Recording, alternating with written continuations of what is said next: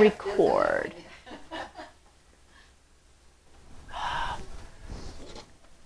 All right, so yes, starting with swinging arms.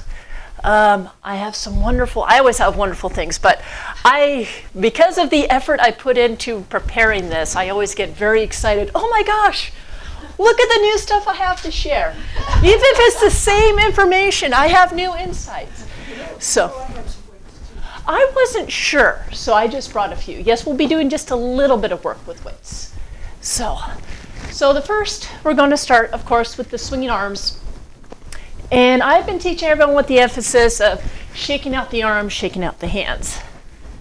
Now, just a small tangent that isn't in your worksheet, but if you've been around for a long time, you would remember that we've done swinging arms like this.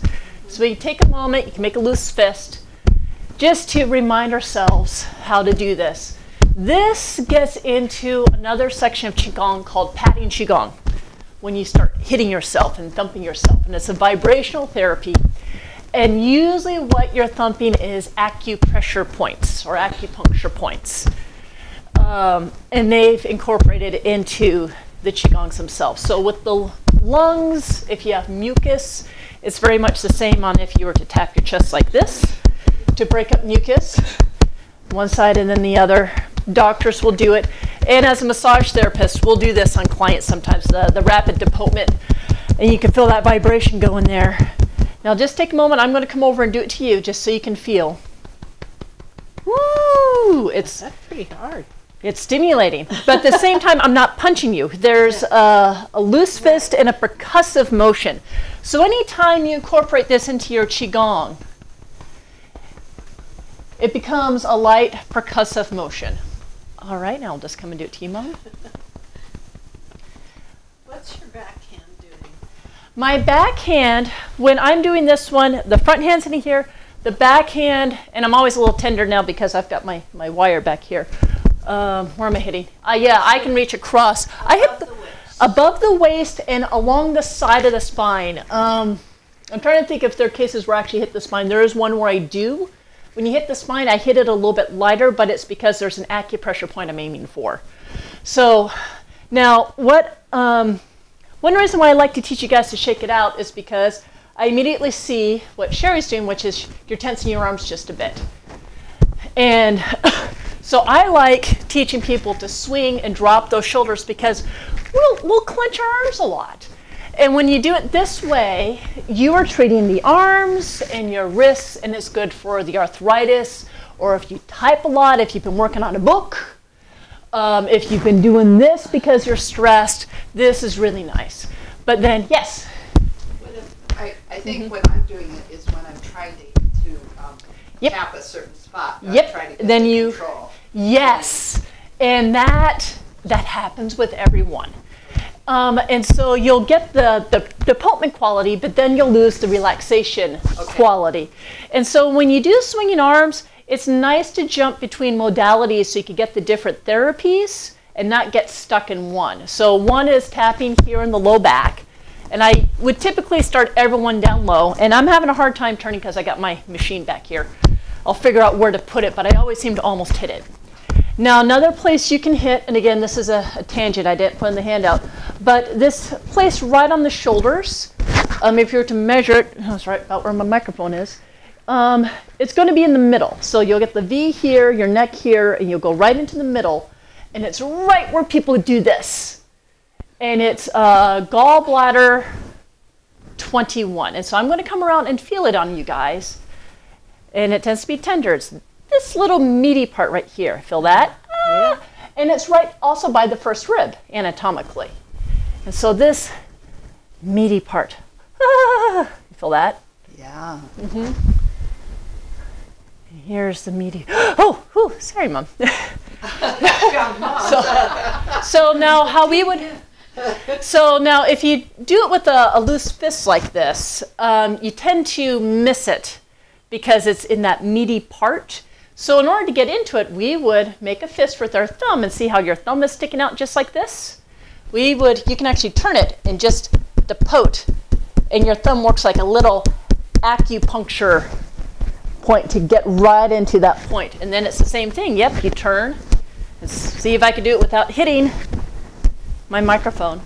And I'm noticing, well, partially because I have to aim. I'm not hitting with the thumb here, but I'm actually hitting here. But the point is I can direct this to get a more direct deportment rather than the flat of my hand. Boom, boom.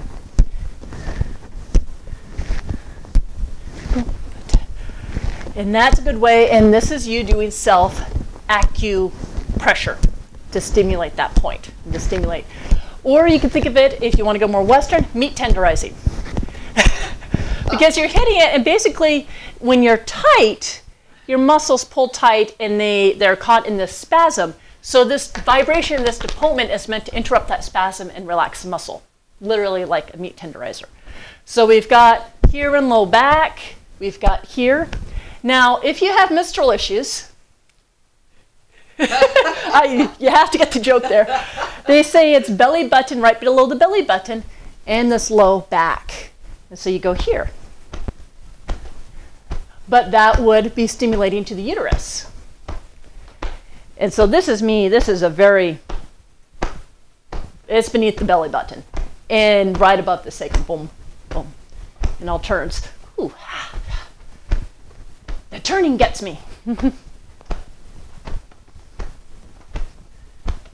Now, if you need to wake up in the morning, this deportment can be very helpful. Now, just to mix it up a little bit, Mom, would you like your chair?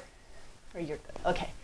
If you, again, a loose fist, if now you're going to do the limbs, down the outside of the legs. You remember this? Yes, and up the inside, and do it 3 times. This is the same kind of therapy, but now you're going up and down the meridians. That's why you do it 3 times. There's 1 for each meridian. 2. Do you change the position actually? Yep, I go here, middle, and back. Okay. I do all 3 portions of the legs because the meridians go front, middle, and back, front, middle, and back. So here would be my front. Whoops.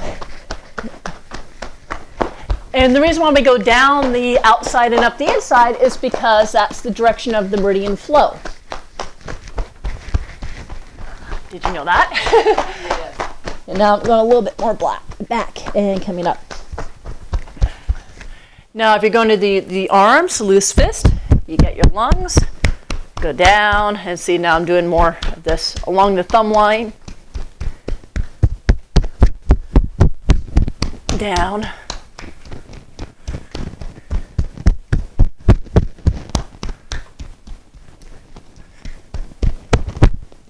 Now this side. Now they'll say that this is good for osteoporosis because you're putting pressure on the bone. So that's why, for instance, hockey players or other sports can actually build up your bone or change the way your bones form is because you're putting constant pressure on the skeletal system. And the opposite is astronauts will waste away. Their skeletal structure will waste away because there's no gravity. So putting that pressure.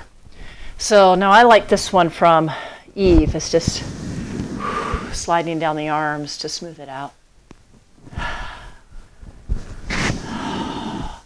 So after the stimulation, the rubbing is nice. That would be sensory nervous system. We'll do it one more time. Or smoothing out the chi. So same here. If you're doing the chi, you'd be out here. But if you just want to smooth out the tissue, down and out, down and out, and down and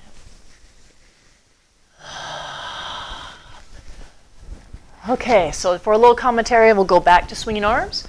So that's an entire padding Qigong routine with the swinging arms, which is not in the handout, because sometimes I just like, let's wake up a little bit. So concepts of swinging arms, shaking it out, good for the shoulders, good for the hands. You can add in the padding Qigong. Padding Qigong, it would be stimulating the acupressure points. The health benefits would be depending on where you pat.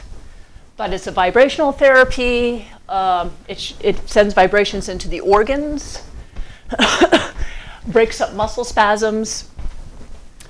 Good for osteoporosis, health benefits there. Now, The other thing we talked about, and this ties into the lesson today, is this concept of center line, right down the center. And turning the waist so you can keep the knees over the feet. So this concept of really engaging the lower body. Now, if you lock the lower body, just the spine would move. And you can feel it, a bigger twist in the spine. But if I drop my tailbone and relax and push through the legs and turning the waist, then I'm really engaging the legs as I do this twist. And we've talked about that before. I'll go more in depth another time. But for vocabulary today, let's take a moment to shake out for a moment. So everyone, this is your midline. We also call it center line in yoga, etc. Tai Chi pole. But Western terminology, this is your midline. So anything outside of that or moving away from it is lateral, the outside. So if we talk about moving medially, if you have your arms out, move your arms medially means move your arms to your midline. Moving your arms laterally means moving them away from the midline. And if you just take one arm and put it on the other side of you, you have now crossed your midline.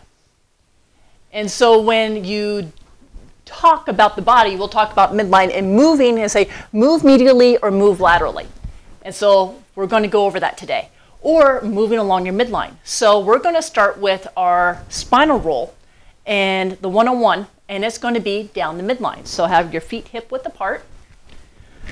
Relax the shoulders. The first one, drop the chin. And start to roll down the spine or roll right down your center line, your midline.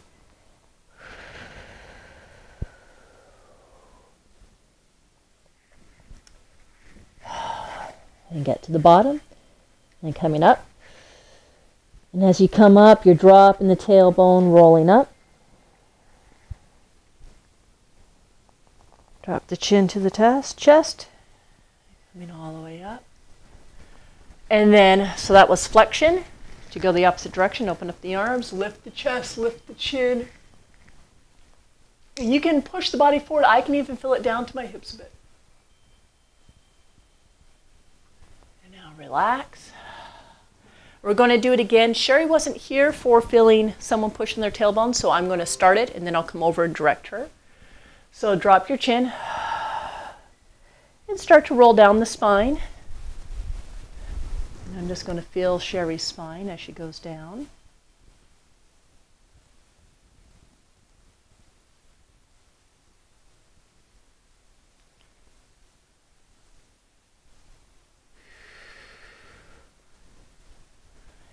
And hang for a moment. And you can keep the legs straight, Sherry. And then to roll up, you tuck that tailbone under, feel that engage. And feel it lead from here and feel how that, tucking the tailbone under, pulls your spine all the way up. And when you get to the top, open up the arms.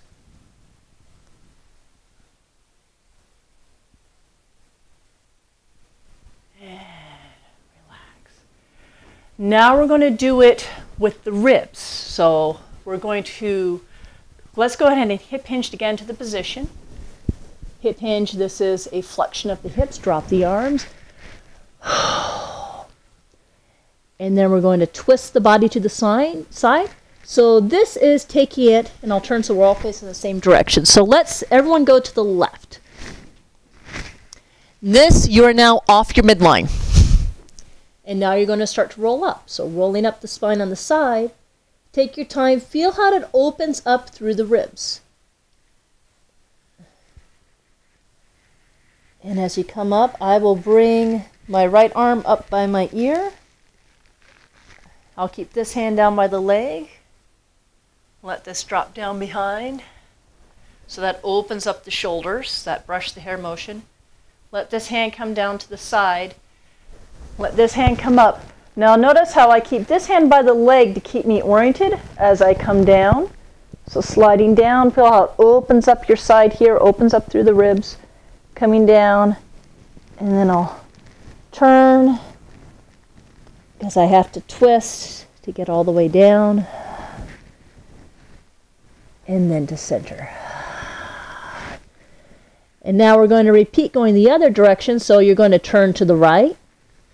Feel how that opens up the ribs. I'm going to keep my right hand close to this leg, and the left hand is going to travel up to my head. So start to roll up. The shoulder.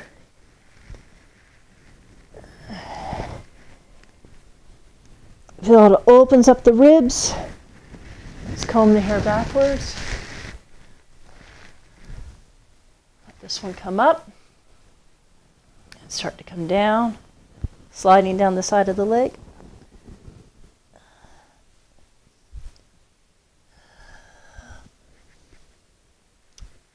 Coming to center. And now, becoming aware of your tailbone, you let the tailbone drop to start the spinal roll up. Let the shoulders be nice and relaxed. Drop the chin. Roll the shoulders out, palm up, lift the chin, extend the chest out. And relax. And now let's do a pull down the heavens.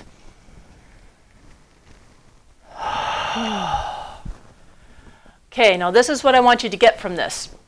So I go to PT, and she wants to check my spine. What is the first thing she asks me to do? Can you roll down? Can you roll up? Put your hands on your back, and go to put your hands on your back. She goes, can you extend? Now she did it with the hands on the back. It's the same, pretty much the same as going here. And with the hands on the back, you'll recognize it from here. So it's just another variation, but she checks. Do I have spinal extension? Do I have spinal flexion? The next thing she has me do, she says, put your hands on your side. She goes, can you lean this way? This is called lateral flexion, because lateral is to the side. Come up. Lateral flexion. Can you lean this way and that way? Now, if you lean to the side and put your hand up, you do lateral flexion in your side roll up and down that we just did. Okay, so we've got forward and backwards flexion extensions, lateral flexion extension. The last one she has me do, she says, cross your hands over your chest. Can you turn? And how far can you turn? From one direction, back to the center, and turn the other direction. And center. Now what is that off of? Swinging arms. So, if you do those 3 exercises, you take your spine through each range of motion that it's supposed to be able to do. Just with that.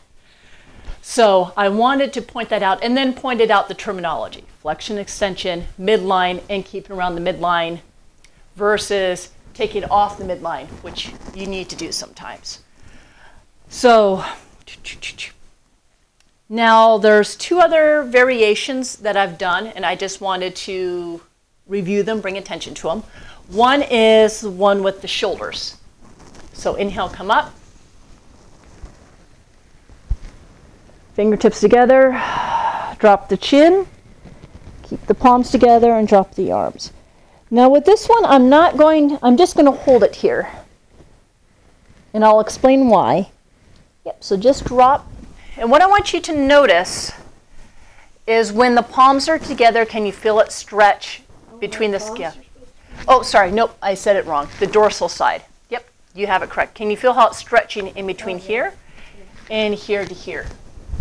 So I used to do a motion with this where you rolled from side to side. I'm going to take that out, and I'm just going to do it separately because I want you to experience the shoulder stretch in between the scapulas.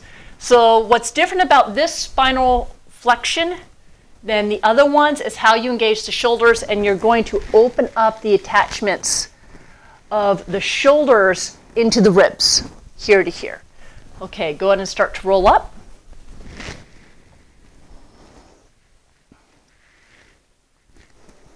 And when you get to the top, you can do your spinal extension.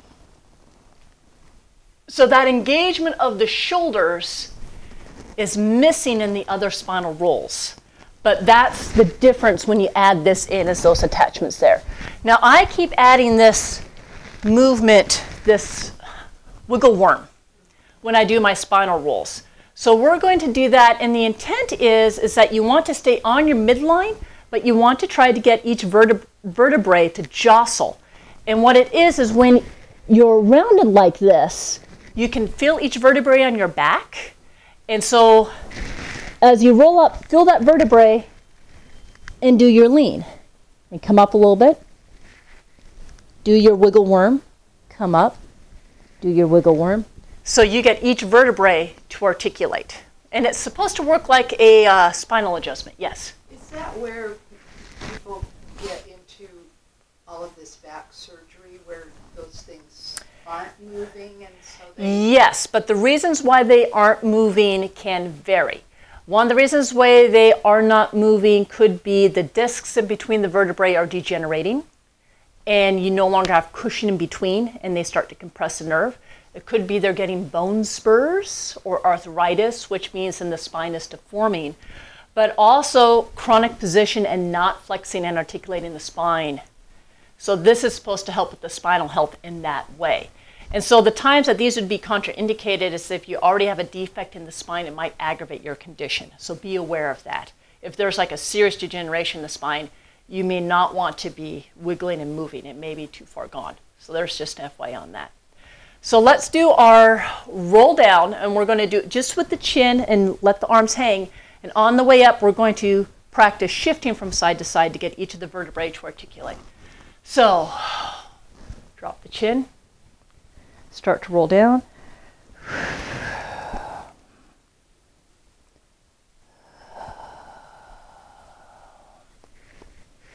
And now round the back, feeling the vertebrae. So in this rounded position, you're going to be able to feel your spine more. Now on the roll up, tuck the tailbone and come up an inch and just hang out here and feel the stretch. And then drop one side down an inch. And then bring it back to center. And then drop the other side down an inch and bring it back to center.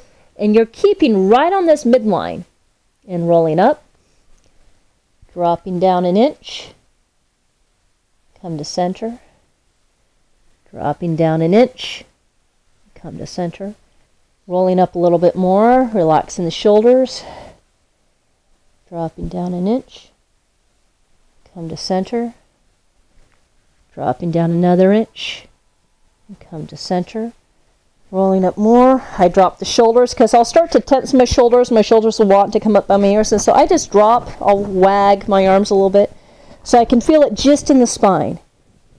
And I'll drop an inch and center, drop an inch, center, rolling up a little bit more. Let the head be heavy.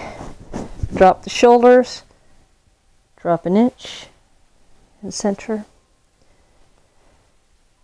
Center, and at this point I'm going to roll all the way up and go ahead and into my extension. If you're still working your way up, you can take your time with it.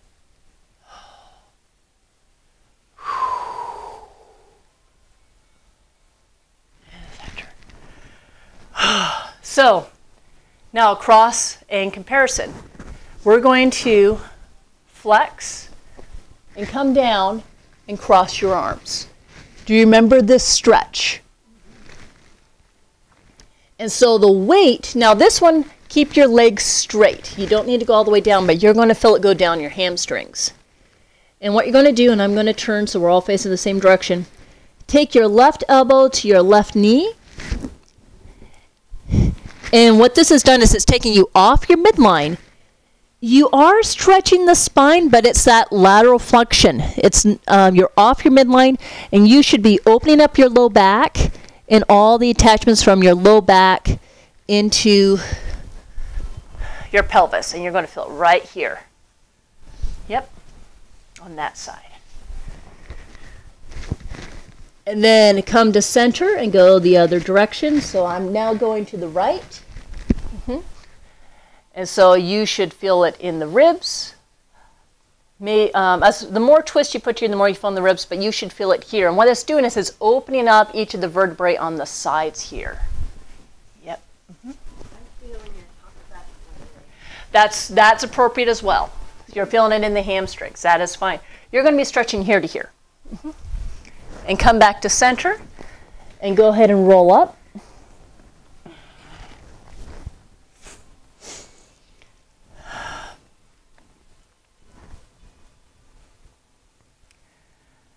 So I did that as a compare and contrast because, again, that's this lateral flexion going side to side, whereas all the other ones are working the spine on this line. And it just does things differently.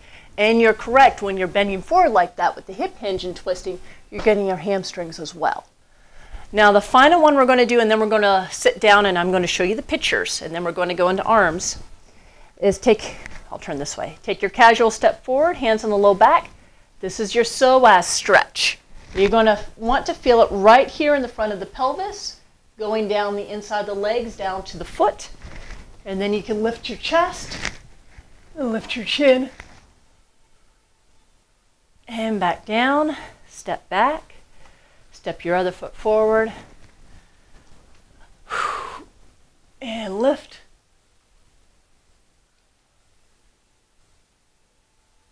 And back down.